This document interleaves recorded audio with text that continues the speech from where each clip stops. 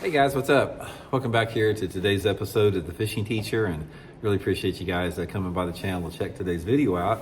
Today we're going to talk about what, in my opinion, is one of the best big bass lures of all time that nobody fishes anymore. I mean, I have literally seen probably more 7 to 9 pound bass caught on this lure years ago than any other lure that I can think about, you know, given the amount of time I've seen it fish. So we're going to get into that in today's video, give you guys some tips and advice on how to fish it. Also, guys, just wanted to extend a quick invitation to please swing by and check out my Fish the Moment lake map breakdowns. We got them up for the spring months right now. Great resources to learn more about your favorite lake.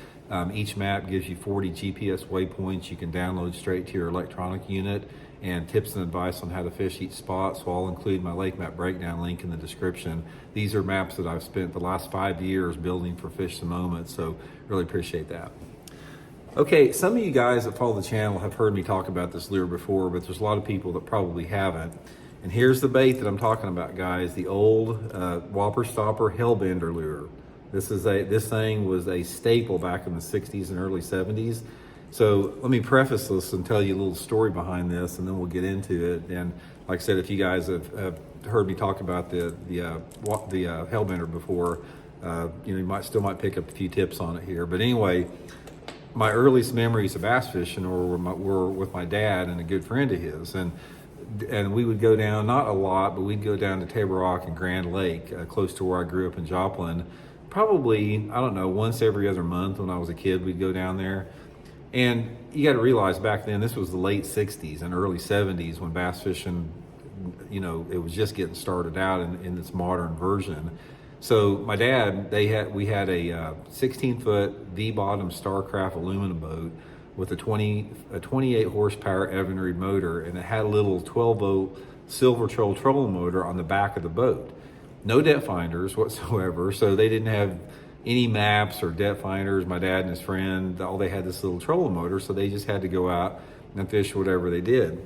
And I remember they rigged these hellbenders up, guys, they had a spinning rod, like a white fiberglass spinning rod with a Mitchell 300 spinning reel with blue monofilament line.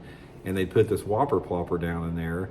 And we'd usually go during the early spring, like in March and early April, that type of stuff. And guys, now I was a kid at the time, you got to remember, but every single trip that I can remember going down there with my dad and his friend, they caught big ones. I mean, I'm talking like 8 and 9 pounders, like every single trip on this dang hellbender. I remember, it's one thing, we were down at Grand Lake and it was March, and they were up in the Elk River arm of Grand Lake, if you guys have been there, and they started throwing these hellbenders on these bluffy, steep banks up there in the Elk River, and they caught 2 9-pound bass that day. Of course, they brought them home and filleted them out. This was 1969, nobody threw them back. But I saw 2 giants caught on the hellbender, and the same with Table Rock. They caught 9-pounders at Table Rock on the thing. So there's something about this lure, the Whopper Stopper hellbender, that big bass love this thing. And I don't know why I haven't fished it more. I'm trying to get some now because they're hard to find. You can get them at some tackle stores, but I'm trying to get on eBay and order some of them. But I'm going to start fishing these things again. I think the only reason that I haven't fished them more is they're rudimentary. They got the metal lips on them, but there's something about the profile and the action and the wobble of this bait here that it attracts big ones. And it sort of wobbles a little bit like a wiggle wart in the water. It's got a real wide wobble, a little spinner on the back of the thing. They come in 3 different sizes, I think. But I don't know, guys. I just wanted to pass this along to you guys. If you've never tried it, you know, you might want to add it to your arsenal.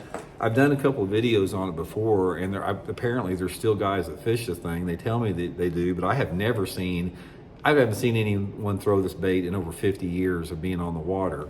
But I think I'm going to start trying it, man. I think I'm going to get some and start maybe painting them up some different colors and try them, because I've seen it firsthand, the giant bass that they catch. And that's one of the things about bass fishing lures. It's like the things that attract a bass to a lure are, a lot of times we can't really identify what that is. It has to do with a combination of the water displacement, the vibration, the wiggle, the wobble, the profile of the lure, the color. There's a lot of different things that factor into that. But there has been so many different type of crankbait type lures that have been manufactured in the country over the past 50 years. There's been hundreds of different models out there, and there's about a dozen of them that there's something special about them that just catch fish far and above the other ones. And I think the hellbender is one of them. So anyway, guys, just wanted to pass that information to you guys. Hope you can use it to catch some big ones, and we'll talk later.